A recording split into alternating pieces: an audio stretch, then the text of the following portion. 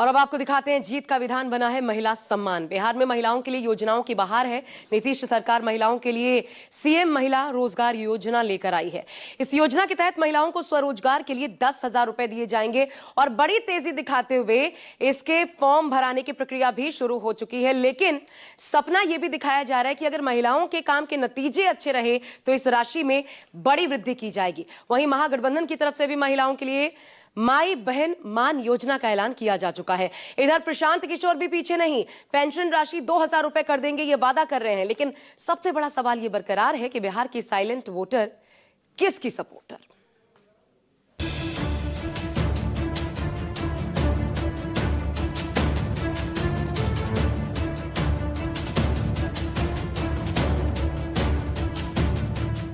बिहार में अब की बार किसकी सरकार? नीतीश फिर जीत जाएंगे या तेजस्वी कमाल दिखाएंगे? इस बार ये निर्भर करेगा बिहार की आधी आबादी पर। आधी आबादी यानी वो महिलाएं जिन्हें साइलेंट वोटर भी कहा जाता है। महिलाओं का ज्यादा वोट जिस दल की तरफ रहेगा उसी दल के जीत के चांस ज्यादा रहेंगे और इसे बिहार के सियासी दल बहुत अच्छे से समझते हैं। यही वजह है कि अभी से आरजेडी, जेडीयू और प्रशांत किशोर के जनसुराज सबका फोकस महिलाओं पर है। आरजेडी, जेडीयू और जनसुराज की तरफ से महिलाओं को केंद्र में रखकर ही योजनाओं का ऐलान किया जा रहा है। हालांकि महिलाओं के लिए योजनाओं और वादों में सबसे आगे अगर कोई है वो नीतीश कुमार की जेडीयू दिखाई दे रही, जिसने महिलाओं के लिए खजाना खोल दिया है। नीतीश कुमार सरकार महिलाओं के लिए कई योजनाएं लेकर आई, जिनके बल पर 2025 में फिर से बाजी मारने की तैयारी। साल 2006 में नीतीश सरकार पंचायती चुनाव में महिलाओं के 50% आरक्षण की योजना लेकर आई। वर्ष 2007 में निकाय चुनाव में भी 50% आरक्षण का ऐलान किया।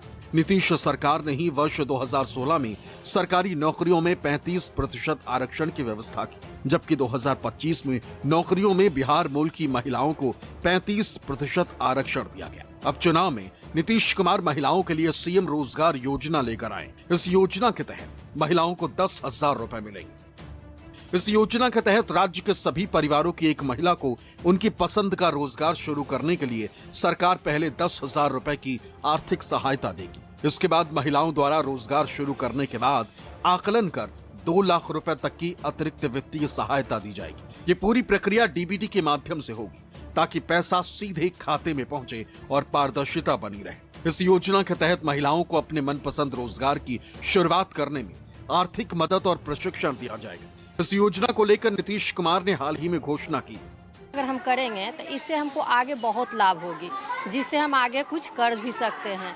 और वो 2000 से तो कुछ होगा नहीं, तो बाद में अभी मिल रही है, ये फायदा मिल रही है। इससे पहले भी बहुत सारी लड़कियों की मिली है सुविधा, तो हमें तो भाई नीतीश कुमार जी पे भरोसा है। महिला लोग का अभी भी 10,000 दे रहा है कि अपना आगे में बिजनेस करे। सिलाई मशीन भी दे रहा है। बच्चा का भी देखिएगा स्कूल में बहुत दे रहा है कि साल के आगे तक बच्चा पढ़े।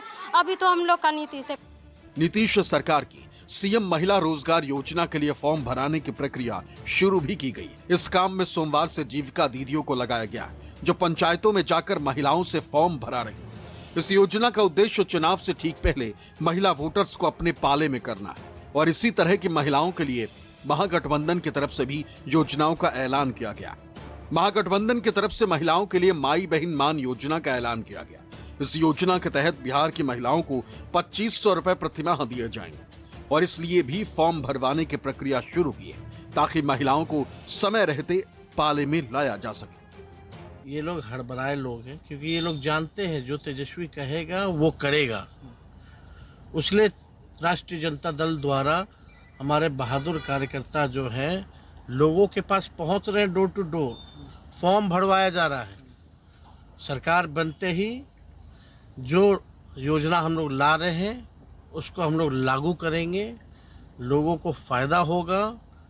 इसलिए ये सरकार बेचैनी में कोई ना कुछ बयान जो है देते रहे। प्रमाण दे जिससे ये कहे कि ये हमने घोषणा किया कि फॉर्म भराने का अधिकार आपको किसने दिया?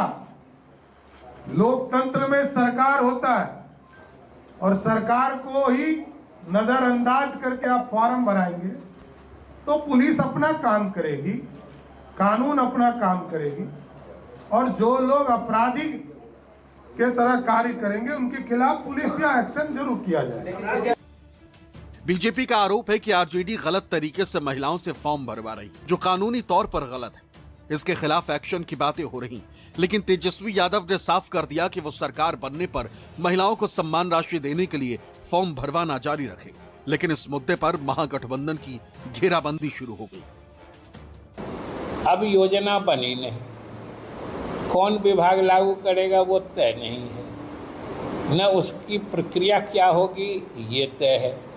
और एक कहीं से सड़क छाप प्रेस से कोई प्रिंट करा लिए फॉर्म प्रपत्र और ले जाके महिलाओं के बीच बैठ के कहते हैं कि इसको भर के दीजिए आपको पैसा मिलेगा। ये तो जनता के साथ बड़ी धोखाधड़ी है ना। अभी सरकार बनी नहीं है और 15 वर्ष में जो यहाँ महागठबंधन की सरकार रही है और तेजस्वी यादव जी के माता पिता जी की सरकार रही है, उसमें तो उन्होंने कुछ किया नहीं। तो सरकार बनी नहीं है, सरकार बनने वाली भी नहीं है। लेकिन इनके लोग जाकर जो माँ बहन का फॉर्म भरवा रहे हैं, यह एक धोखा है। पहली बार बिहार विधानसभा चुनाव में उतर रहे प्रशांत किशोर की जनसुराज भी महिलाओं पर दाव लगाने के लिए तैयार है। यही वजह है कि जनसुराज की तरफ से सरकार बनने पर पेंशन राशि 2000 रुपए प्रतिमाह करने का वादा किया गया। जनवरी 2025 के आंकड़ों के मुताबिक बिहार में कुल 7 करोड़ 80 लाख मतदाता हैं।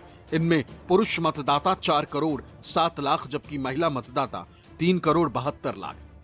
पुरुषों के मुकाबले महिलाओं की संख्या भले ही कम है, लेकिन महिलाओं का एक तरफा रुझान बिहार में सत्ता बनाने की ताकत रखता है। वैसे भी लोकसभा का चुनाव हो या विधानसभा का, निर्णायक भूमिका में राज्य की महिलाएं ही होती हैं। इस बार 2025 विधानसभा चुनाव में भी महिलाएं ही निर्णायक भूमिका में रहेंगी। अब बिहार की महिलाओं के सामने 3 विकल्प है। पहला, एनडीए सरकार का 10,000 रुपया रोजगार के लिए, और रोजगार आगे बढ़ेगा तो 2 लाख रुपए की सहायता राशि भी मिलेगी। और दूसरा विकल्प महागठबंधन के तरफ से है कि अगर महागठबंधन की सरकार बनी तो बिहार की महिलाओं को 2,500 रुपया पर मंथ दिया जाएगा। तीसरा विकल्प जनसुराज पार्टी के तरफ से है, यानी प्रशांत किशोर के तरफ से, कि अगर जनसुराज की सरकार बिहार में बनी तो जनसुराज सरकार के तरफ से बिहार की महिलाओं को 2,000 रुपया पर मंथ दिया जाएगा। इस बार राज्य की महिलाओं के सामने 3 विकल्प, एनडीए का 10,000, महागठबंधन का 2500 प्रति महीना और जनसुराज का 2,000 प्रति महीना। अब देखना दिलचस्प होगा कि महिला किसके साथ जाती। पटना से सौरभ कुमार के साथ ब्यूरो रिपोर्ट, न्यूज़ 24।